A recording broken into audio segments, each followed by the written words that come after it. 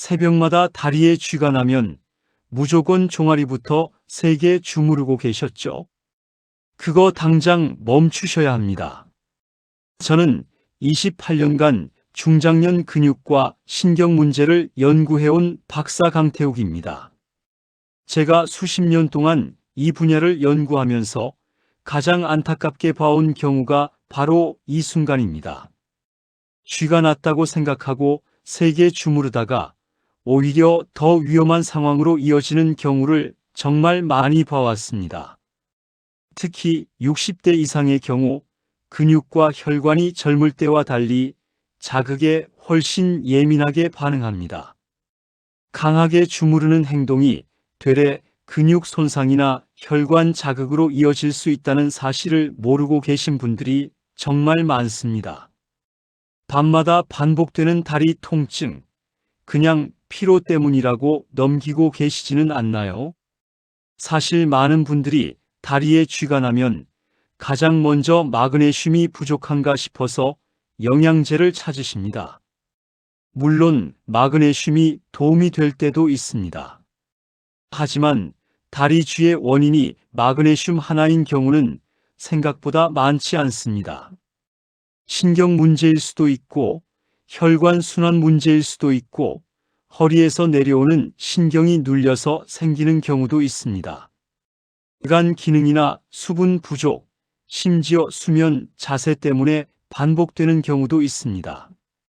이 모든 것을 모르고 마그네슘만 챙기거나 주무르기만 하면 상황이 절대 나아지지 않습니다. 오늘은 제가 28년 동안 현장에서 직접 보고 연구해온 내용을 토대로 말씀드리려고 합니다. 다리에 쥐가 나는 진짜 원인 6가지, 절대 하면 안 되는 행동, 지금 당장 바꿔야 할 생활 습관까지 전부 말씀드리겠습니다. 특히 한쪽 다리만 심하게 아프고 붓거나 열감이 느껴진다면 절대 가볍게 넘기시면 안 됩니다. 그건 단순한 근육 경련이 아닐 수 있습니다. 오늘 이 영상 하나로 여러분의 밤이 달라질 수 있도록 최대한 자세하고 실용적으로 말씀드리겠습니다.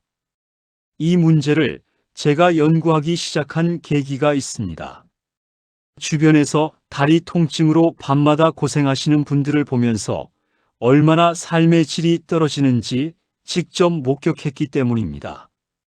잠을 제대로 못 자면 낮에도 피곤하고 기운이 없고 활동 의욕도 사라집니다.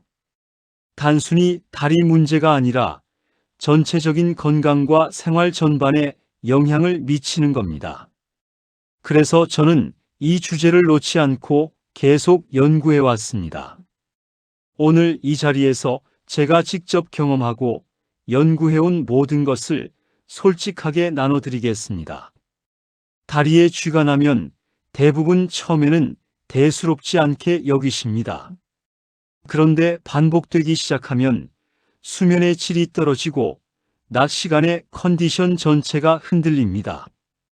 연구에 따르면 수면 장애가 반복되면 면역 기능이나 심혈관 건강에도 영향을 미칩니다.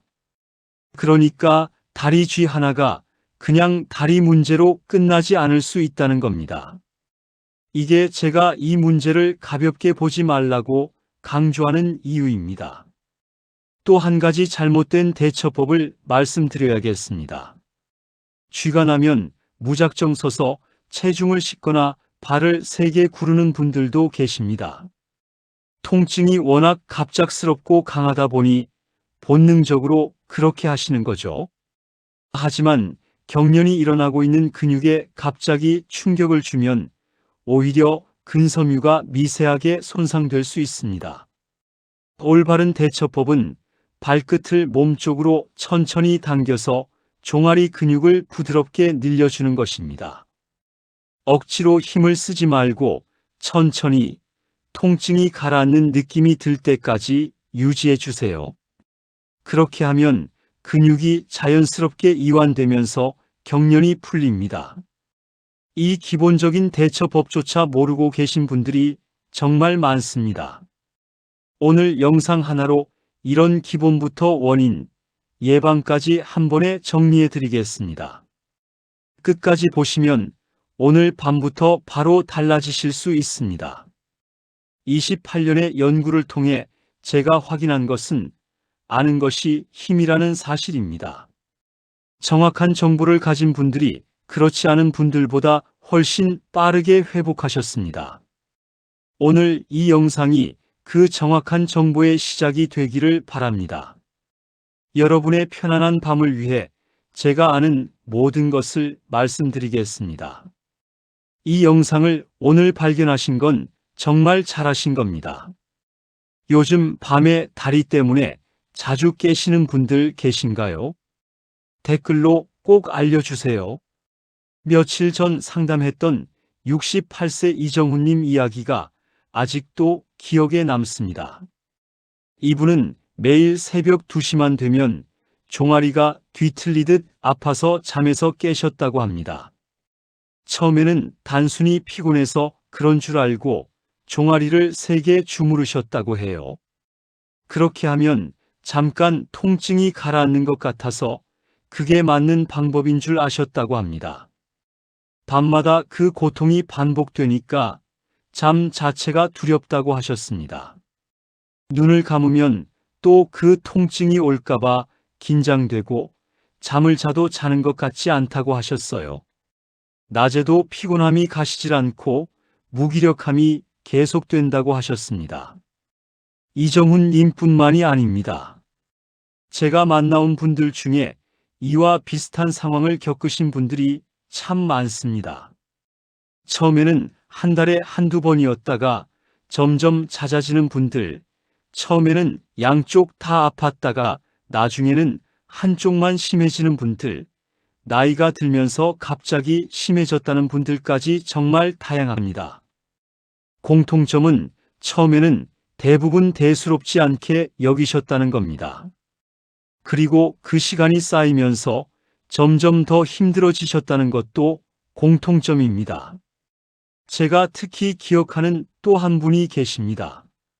74세 박순옥님인데 이분은 무릎이 안 좋으셔서 운동을 거의 못 하셨습니다.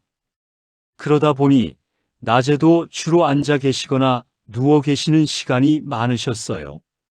밤에 다리에 쥐가 나도 혹시 움직이다 넘어질까봐 그냥 누운 채로 주무르기만 하셨다고 합니다. 그게 점점 습관이 되셨어요. 나중에는 누워서 조심스럽게 발끝을 당기는 스트레칭 방법을 알려드리고 앉아서 할 수 있는 가벼운 발목 운동을 함께 알려드렸습니다. 생각보다 훨씬 빠르게 달라지셨습니다. 거동이 불편하셔도 할 수 있는 방법이 있다는 걸 알게 되셨다고 정말 기뻐하셨어요. 이정훈님은 어느 날 통증이 평소보다 훨씬 심했고 다리 한쪽이 유독 붓고 뜨겁게 느껴지기 시작했다고 합니다. 가족들은 그냥 잠깐 쉬면 괜찮아질 거라고 했지만 이정훈님은 왠지 불안하다고 하셨어요. 그 느낌이 맞았습니다.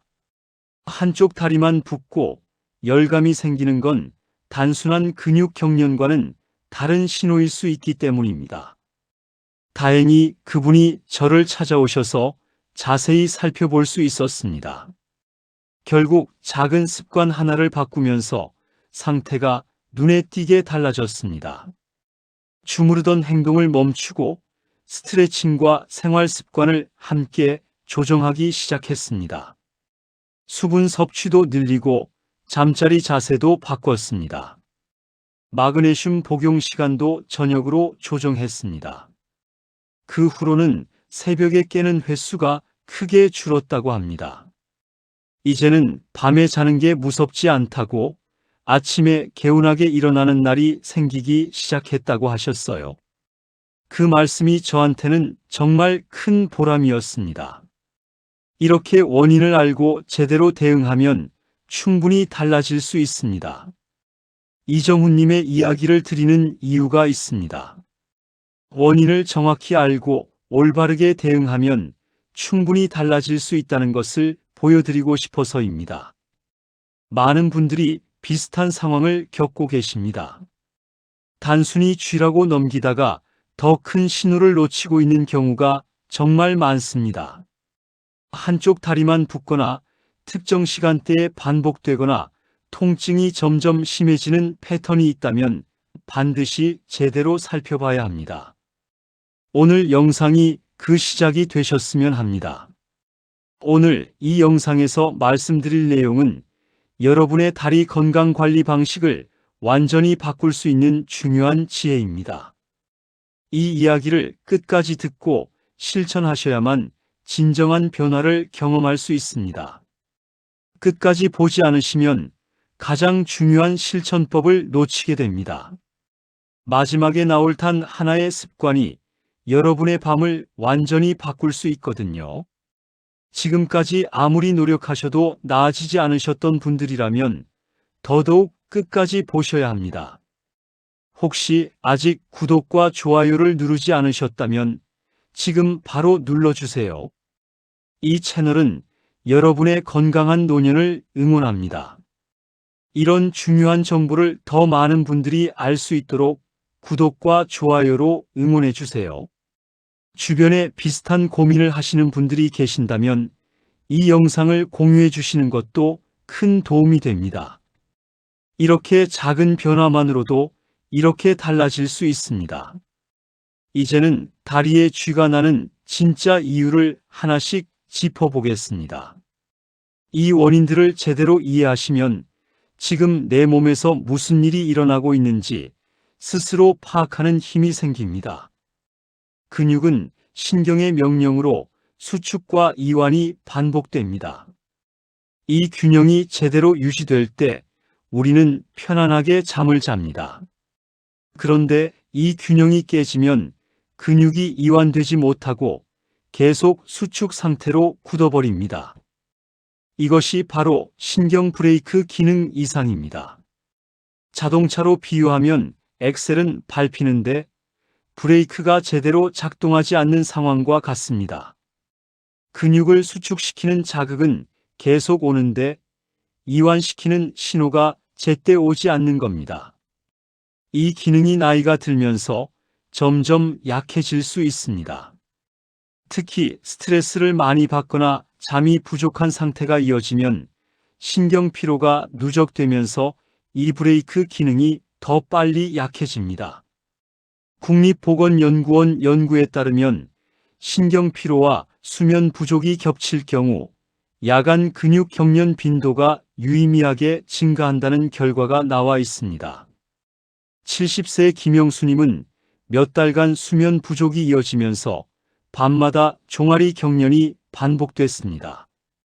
처음에는 한 달에 한두 번이었는데 점점 일주일에 서너 번으로 늘어났습니다. 처음에는 대수롭지 않게 여기셨는데 나중에는 새벽에 일어나는 게 너무 고통스럽다고 하셨어요. 잠들기 전 가벼운 종아리 스트레칭과 일정한 수면 시간을 지키는 것만으로도 이 문제는 상당히 개선될 수 있습니다. 취침 전에 따뜻한 물로 족욕을 잠깐 하시는 것도 신경과 근육을 함께 이완시키는 데 효과적입니다. 발을 따뜻하게 해주면 혈액순환이 활성화되면서 근육도 함께 이완되기 때문입니다. 신경 건강을 유지하는 데는 규칙적인 생활 리듬도 중요합니다. 매일 같은 시간에 자고 일어나는 것이 신경계의 안정에 도움을 줍니다. 불규칙한 수면 패턴은 신경 피로를 더 빨리 누적시키니까요. 다만 무리한 운동 후 바로 취침하시면 오히려 근육이 더 긴장한 상태로 굳을 수 있으니 주의하세요. 최근에 잠을 깊게 못 주무신 날들이 이어지고 있지는 않으신가요? 다음으로 많은 분들이 간과하시는 원인이 있습니다. 바로 허리 신경 압박입니다. 허리에서 내려오는 신경이 눌리면 다리 근육이 비정상적으로 반응하기 시작합니다. 허리가 아픈 건 알겠는데 그게 다리 쥐와 무슨 상관이냐고 하시는 분들이 정말 많습니다. 하지만 실제로 매우 밀접한 관련이 있습니다. 척추에서 내려오는 신경이 눌리면 그 신경이 지배하는 근육에 이상 신호가 전달되고 그게 경련으로 나타날 수 있습니다. 허리 문제가 다리 통증으로 이어지는 경로는 크게 두 가지입니다. 하나는 디스크가 신경을 직접 압박하는 경우이고 또 하나는 척추관이 좁아지면서 신경다발 전체를 압박하는 경우입니다. 두 경우 모두 다리 근육에 비정상적인 신호를 보낼 수 있습니다. 대한척추학회 자료에 따르면 허리 디스크나 척추관 협착증이 있는 분들 중 상당수가 야간 다리 경련을 동반 증상으로 경험한다고 보고되어 있습니다. 66세 박정호님은 허리 통증과 함께 다리 쥐가 반복됐습니다. 처음에는 두 문제가 별개라고 생각하셨다가 허리 스트레칭과 자세 교정을 꾸준히 하시면서 다리 쥐도 함께 줄어들었습니다. 오래 앉아 계시거나 허리가 자주 뻐근하신 분들은 이 부분을 특히 주의하셔야 합니다. 앉는 자세를 바꾸고 허리 스트레칭을 꾸준히 해보시기 바랍니다. 허리 건강을 위해 앉을 때는 등받이에 기대기보다 허리를 세우고 엉덩이를 의자 깊숙이 밀어넣는 자세를 습관화하세요. 소파에 기대어 오래 앉아 계시는 분들은 이 자세가 허리 신경을 누르는데 기여할 수 있으니 주의하셔야 합니다. 다리가 찌릿하게 당기는 느낌 혹은 허리에서 다리로 이어지는 저림 증상이 있으셨나요? 통증이 반복된다면 절대 방치하시면 안 됩니다.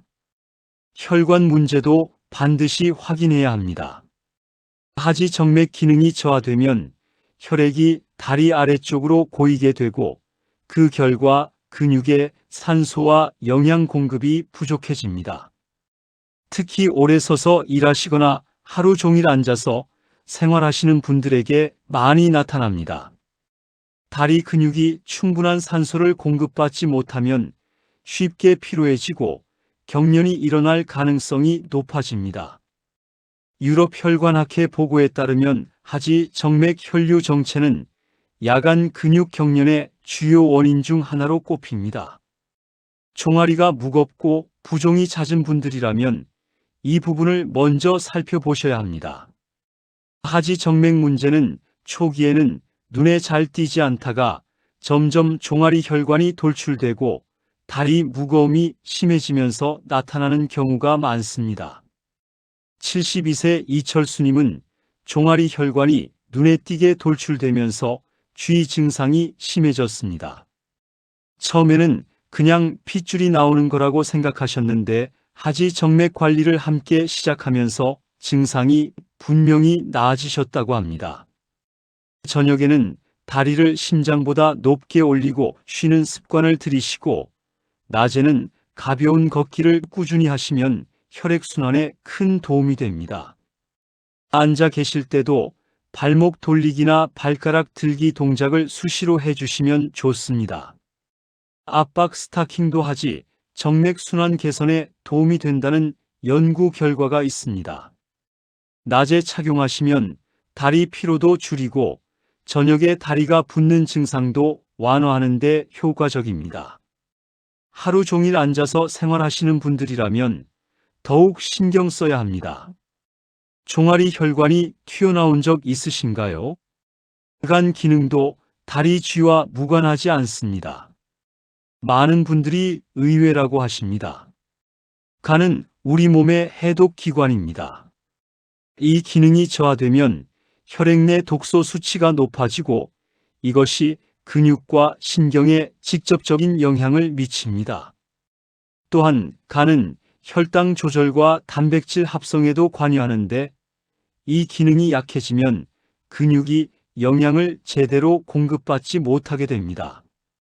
간이 피로해지면 제일 먼저 나타나는 증상이 만성 피로와 소화 기능 저하인데 이 상태가 이어지면 근육 건강에도 영향이 옵니다.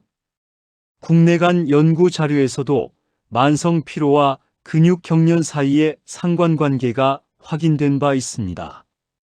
69세 최병수님은 잦은 피로와 소화불량이 함께 오면서 경련도 반복되기 시작했습니다. 이분은 수분 섭취를 늘리고 균형 잡힌 식사를 꾸준히 지키면서 증상이 차차 나아졌습니다. 음주 습관이 있으시거나 기름진 음식을 자주 드시는 분들은 간 건강을 특히 주의하셔야 합니다. 간은 스스로 신호를 잘 보내지 않는 장기이기 때문에 증상이 나타났을 때는 이미 상당히 피로해진 상태일 수 있습니다. 피로, 소화불량, 식욕 저하가 함께 온다면 간 건강을 체크해 보시는 것이 좋습니다.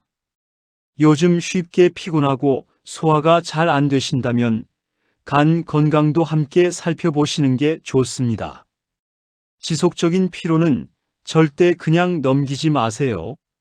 수분 부족도 생각보다 훨씬 중요한 원인입니다.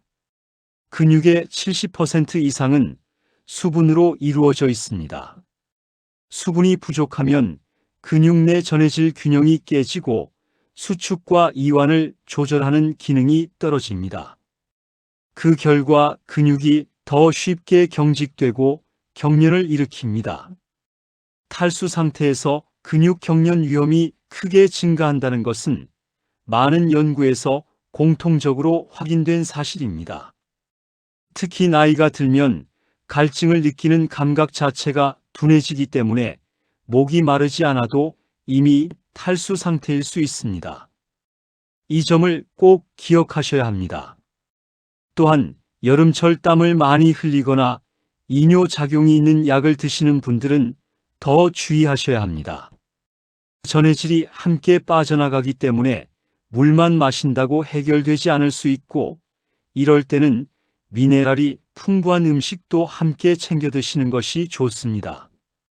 또한 커피나 녹차를 자주 드시는 분들도 주의하셔야 합니다. 카페인에는 이뇨작용이 있어서 섭취한 수분보다 더 많은 수분을 몸 밖으로 내보낼 수 있습니다. 커피 한 잔을 마셨다면 물도 한 컵 더 챙겨 드시는 습관을 들여보세요. 65세 오정남님은 물 섭취량을 의식적으로 늘리기만 했는데 경련 횟수가 확연히 줄었다고 하셨어요.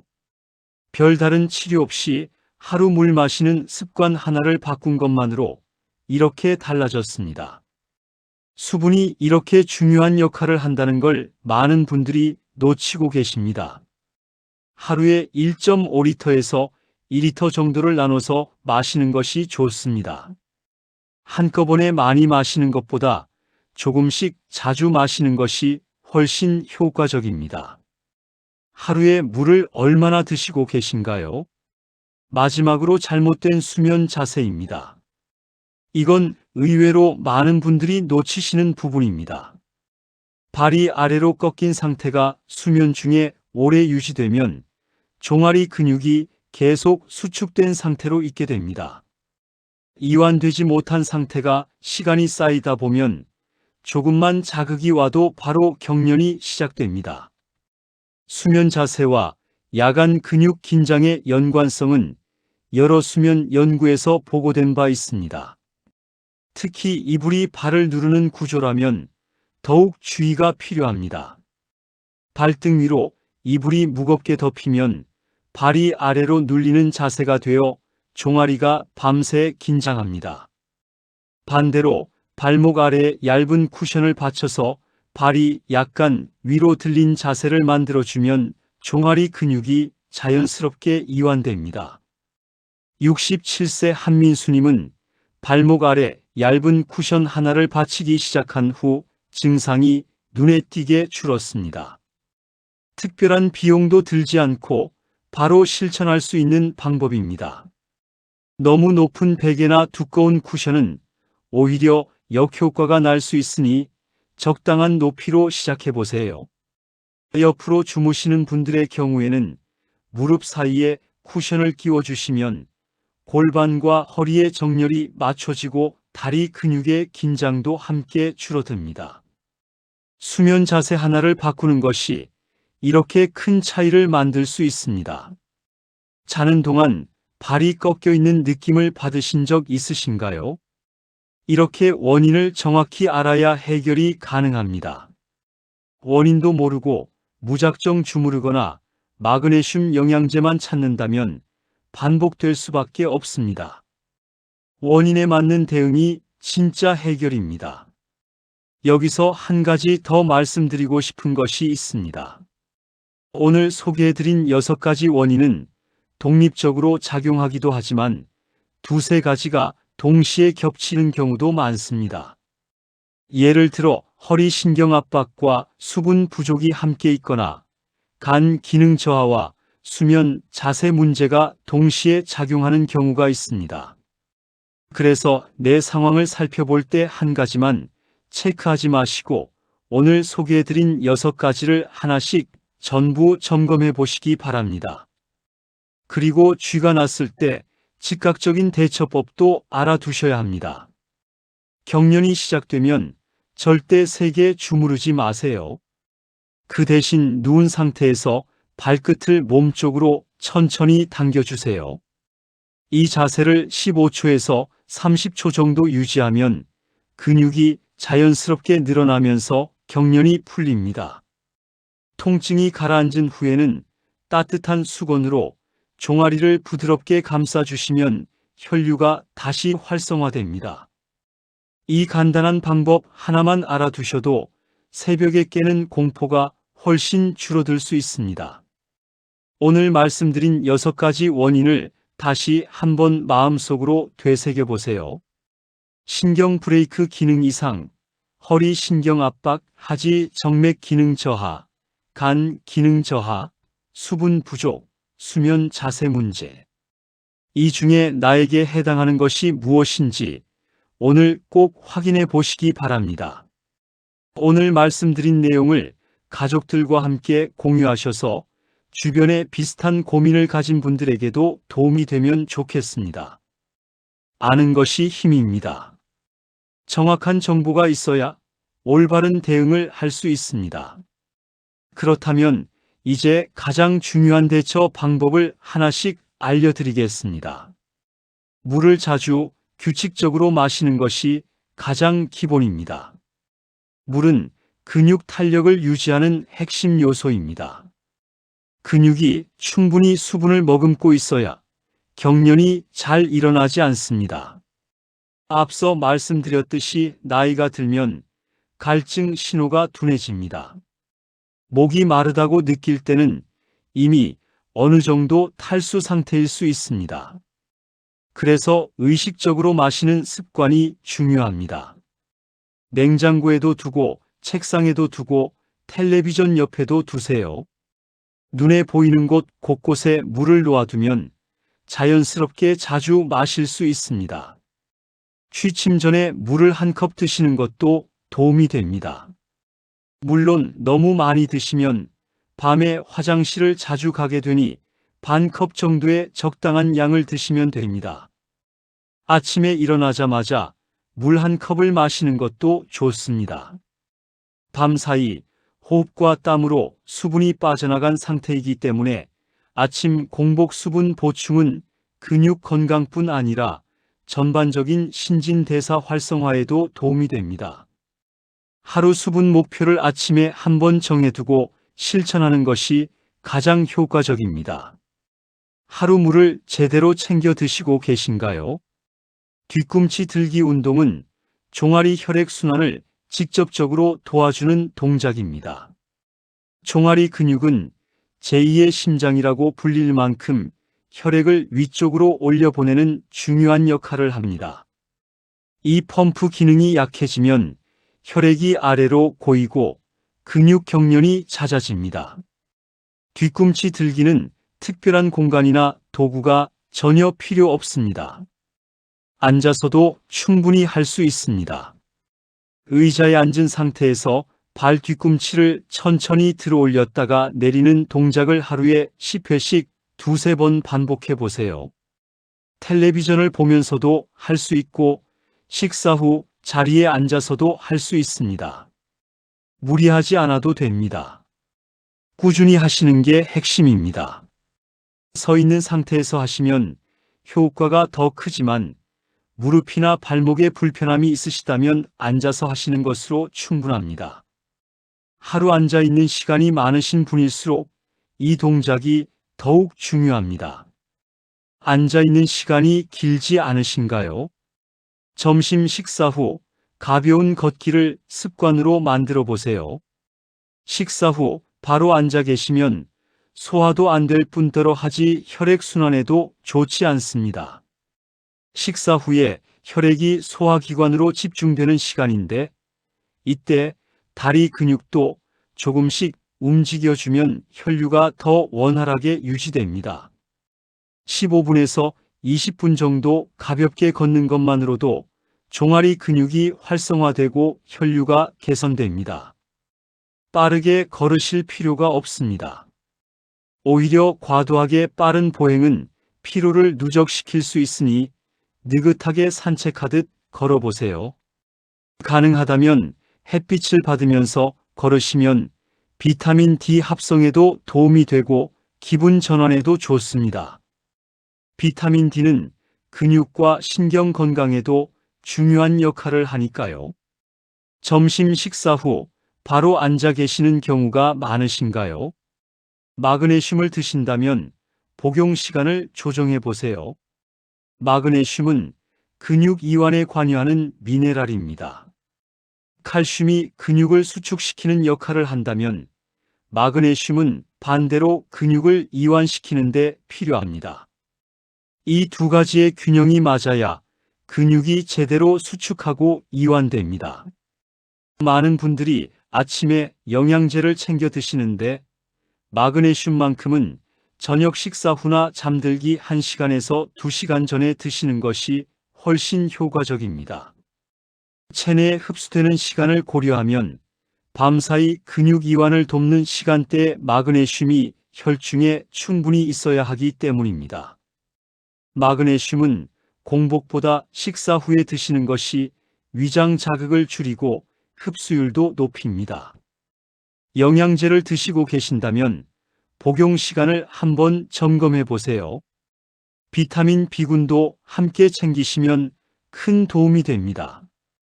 특히 비타민 B1과 B6은 신경 회복과 신경 전도 속도에 중요한 역할을 합니다.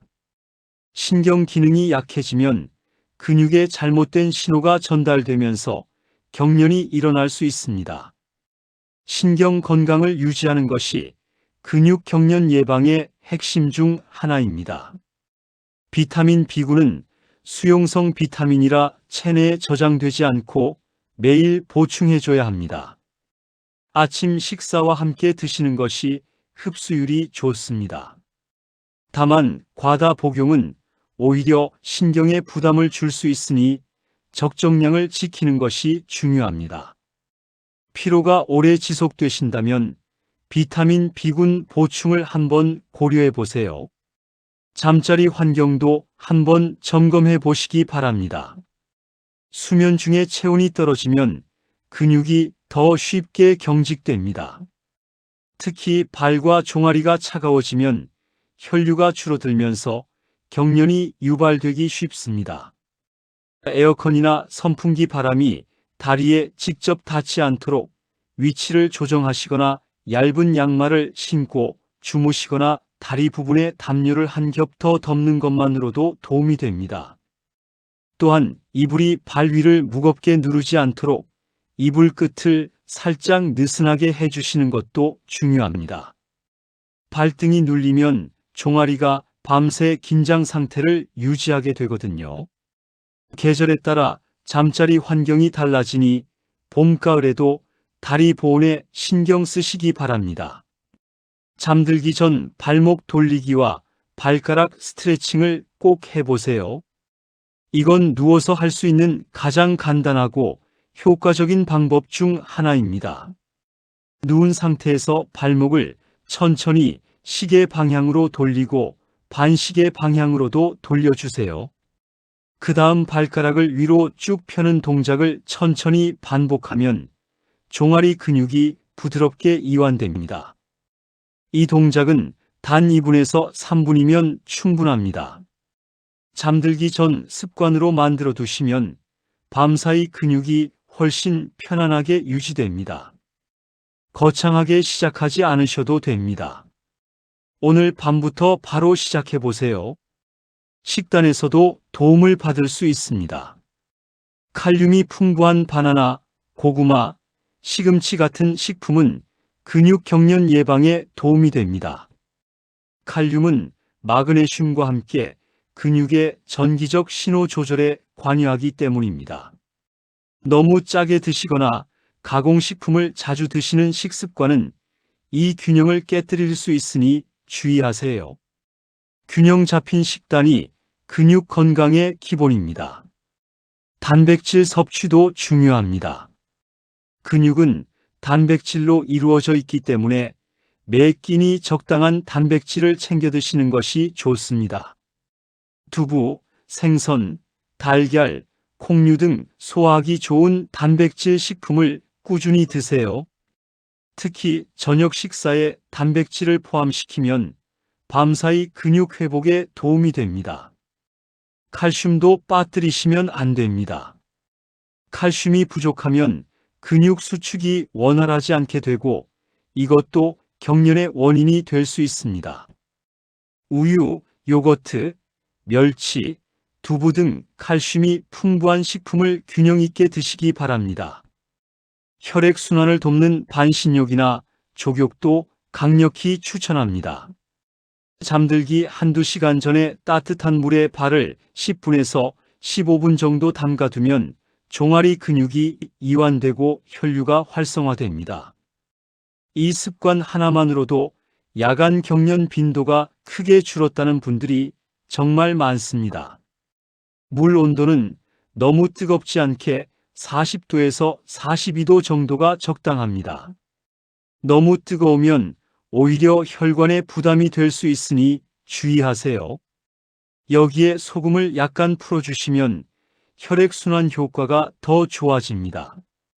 비용도 거의 들지 않고 집에서 누구나 할 수 있는 방법입니다. 오늘 밤부터 시작해 보시겠어요? 이렇게 생활 속 작은 변화들이 모이면 정말 큰 차이를 만들어냅니다. 거창한 것이 아니라 매일의 작은 습관이 여러분의 밤을 바꿔줍니다. 이 중에 하나라도 오늘 실천해 보실 수 있으실 것 같으신가요? 여기서 한 가지 더 말씀드리고 싶습니다. 스트레스 관리도 다리 쥐 예방에 영향을 미칩니다. 스트레스가 쌓이면 교감신경이 활성화되고 근육이 긴장 상태를 유지합니다. 이 상태가 밤까지 이어지면 수면 중에도 근육이 완전히 이완되지 못합니다. 가벼운 명상이나 복식 호흡을 잠들기 전에 5분만 해보세요. 눈을 감고 코로 천천히 들이마시고 입으로 천천히 내쉬는 호흡을 반복하면 교감신경이 가라앉고 몸 전체가 이완됩니다. 이 습관은 수면의 질을 높이는 데도 도움이 됩니다. 잠자리에서 스마트폰을 보는 습관도 되도록 줄이세요. 빛 자극이 뇌를 깨어있게 만들고 근육 이완을 방해합니다. 잠들기 30분 전부터는 스마트폰을 내려놓고 조용히 쉬시는 것이 훨씬 도움이 됩니다. 오늘 말씀드린 생활 습관들을 꾸준히 지켜나가시면 다리 쥐는 반드시 줄어들 수 있습니다. 이렇게 여러 방면에서 동시에 관리해 나가시면 더욱 빠른 변화를 경험하실 수 있습니다. 이제 마지막으로 오늘 내용을 정리하고 가장 중요한 한 가지를 말씀드리겠습니다. 다리에 쥐가 나는 건 단순한 근육 문제가 아닙니다. 몸이 보내는 신호입니다. 신경이 피로하거나 허리 신경이 눌리거나 혈관 순환이 저하되거나 간 기능이 약해지거나 수분이 부족하거나 수면 자세가 잘못됐을 때 이 신호가 찾아옵니다. 이 6가지 원인 중 어느 하나라도 해당된다면 지금 바로 생활 습관을 점검하셔야 합니다. 나에게 해당되는 원인이 무엇인지 오늘 이 영상을 보시면서 하나씩 확인해 보세요. 만약 2가지 이상 해당된다면 동시에 개선해 나가시는 것이 가장 빠른 변화를 만들어냅니다. 오늘 제가 말씀드린 실천법들을 다시 한번 정리해드리면 하루 충분한 수분 섭취, 뒤꿈치 들기 운동, 식사 후 걷기, 마그네슘 저녁 복용, 비타민 B군 보충, 족욕, 발목 스트레칭, 수면 자세 교정. 이 중에 오늘 당장 시작할 수 있는 것부터 하나씩 시작해 보세요. 잘못된 상식은 마그네슘 부족 하나만 생각하는 것입니다. 마그네슘이 도움이 될 때도 물론 있습니다. 하지만 그게 전부인 경우는 생각보다 많지 않습니다. 오히려 원인을 정확히 파악하지 않고 영양제만 찾거나 무작정 주무르기만 하면 증상이 반복되고 심해질 수 있습니다. 올바른 관리는 신경, 혈관, 간 건강, 생활 습관까지 함께 보는 것입니다. 다리쥐는 몸 전체의 균형을 살펴봐야 하는 복합적인 신호입니다. 하나의 원인만 보지 마시고 전체를 함께 살펴보시기 바랍니다. 그리고 한 가지 더, 쥐가 났을 때 절대 세게 주무르지 마세요. 대신 발끝을 몸 쪽으로 천천히 당겨서 종아리 근육을 늘려주세요. 이것만 바꾸셔도 통증이 훨씬 빠르게 풀립니다. 그냥 넘기고 계속 주무르기만 하면 어떻게 될까요? 원인이 해결되지 않으니 반복됩니다. 시간이 지날수록 더 자주, 더 심하게 나타날 수 있습니다. 잠을 못 자면 낮에도 피곤하고 기운이 없어지고 결국 삶의 질 전반이 떨어집니다. 외출도 줄고 활동량도 줄면서 근육은 더 약해지는 악순환이 이어질 수 있습니다. 이 악순환이 길어지면 전반적인 근력 저하로 이어지고 낙상 위험까지 높아질 수 있습니다. 60대 이후에 근력이 약해지면 회복에 훨씬 더 오랜 시간이 걸립니다. 그래서 지금 이 순간이 중요합니다. 특히 한쪽 다리만 붓고 뜨겁게 느껴지거나 통증이 점점 강해지는 패턴이라면 그냥 두시면 안 됩니다. 그건 더 세심하게 살펴봐야 하는 신호일 수 있기 때문입니다. 반면에 오늘 말씀드린 원인을 하나씩 파악하고 생활 습관부터 조금씩 바꿔나가시면 반드시 달라질 수 있습니다. 실제로 많은 분들이 이 작은 변화만으로도 밤새 깊이 주무시게 됐다고 하셨습니다. 아침에 개운하게 눈을 뜨는 것, 그게 삶에 얼마나 큰 차이를 만드는지 여러분도 곧 느끼실 수 있습니다. 건강한 수면이 건강한 낮을 만들고 건강한 낮이 다시 건강한 밤으로 이어집니다. 이 선순환의 시작을 오늘 여러분이 만들어 가실 수 있습니다. 오늘 당장 실천할 한 가지는 이것입니다. 지금 이 자리에서 물 한 컵을 바로 드시는 겁니다. 수분 보충은 지금 당장 할 수 있는 가장 쉽고 확실한 첫 번째 실천입니다. 물 한 컵, 지금 바로 드세요. 그리고 오늘 밤 잠들기 전에 발목을 천천히 돌리고 발가락을 위로 쭉 펴는 스트레칭을 두세 번만 해보세요. 특별한 도구도 필요 없고 비용도 들지 않습니다. 누구나 지금 당장 할 수 있는 일입니다. 이 두 가지 행동이 오늘 밤을 바꿀 수 있습니다. 작다고 느껴지실 수 있습니다. 하지만 이 작은 실천이 쌓이면 반드시 달라집니다. 제가 수십 년간 이 분야를 연구하면서 가장 확신을 갖고 말씀드릴 수 있는 부분입니다. 변화는 항상 작은 실천에서 시작됩니다. 오늘 영상을 다 보신 후에 이 내용을 메모해 두시거나 가족들과 나눠보세요. 특히 60대 이상의 가족 중에 이런 증상으로 고생하시는 분들이 계신다면 이 영상을 공유해 주세요. 아는 것과 모르는 것의 차이가 이렇게 클 수 있다는 걸 오늘 함께 느끼셨으면 합니다. 또한 오늘 말씀드린 여러 습관들 중에서 당장 내일 아침부터 시작할 수 있는 것 한 가지를 마음속으로 정해두세요. 아침에 일어나자마자 물 한 컵, 식사 후 15분 걷기, 취침 전 족욕, 발목 스트레칭. 이 중 어떤 것이든 하나만 선택해서 일주일을 꾸준히 해보세요. 일주일 후에 어떻게 달라지셨는지 댓글로 알려주시면 제가 정말 기쁠 것 같습니다. 꾸준함이 쌓이면 몸이 스스로 반응하기 시작합니다. 처음 며칠은 차이를 못 느끼실 수도 있습니다. 하지만 2주, 3주가 지나면서 분명히 달라진 것을 느끼실 수 있을 겁니다. 제가 만나온 수많은 분들이 그렇게 달라지셨습니다. 건강은 거창한 치료가 아니라 매일의 작은 습관에서 결정됩니다. 저는 28년 동안 이 문제를 연구해 오면서 그 사실을 수없이 확인했습니다. 특히 60대 이후의 몸은 신호에 더 귀를 기울여야 합니다.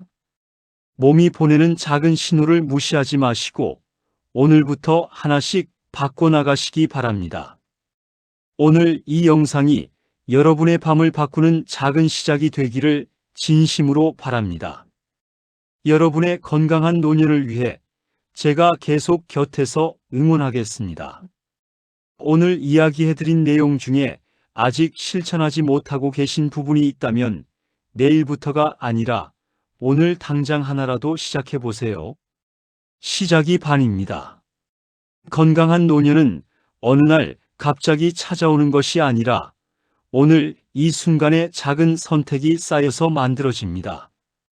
여러분은 오늘 이 영상을 끝까지 보셨습니다. 그게 바로 여러분의 건강에 대한 진지한 관심이고 가장 중요한 첫걸음입니다. 그 첫걸음을 실천으로 이어가 주세요. 다리 쥐는 반드시 줄어들 수 있습니다. 저는 그것을 확신합니다. 여러분에게 편안한 밤이 찾아오기를 진심으로 응원합니다. 다리 쥐와 마찬가지로 단순히 나이 때문이라고 넘기시는 분들이 많은데 실제로는 고칠 수 있는 원인이 있는 경우가 대부분입니다. 잠을 잘 자야 근육도 신경도 혈관도 함께 회복됩니다. 잠이 부족하면 몸 전체의 회복 속도가 느려집니다. 특히 근육과 신경은 수면 중에 가장 활발하게 회복되기 때문에 수면의 질은 다리 쥐와도 직접적으로 연결됩니다. 오늘 내용을 들으시고 다리 쥐로 고생하신 경험이 있으신 분들 댓글로 꼭 알려주세요. 여러분의 이야기가 저에게도 이 영상을 보시는 다른 분들에게도 큰 힘이 됩니다. 건강하세요.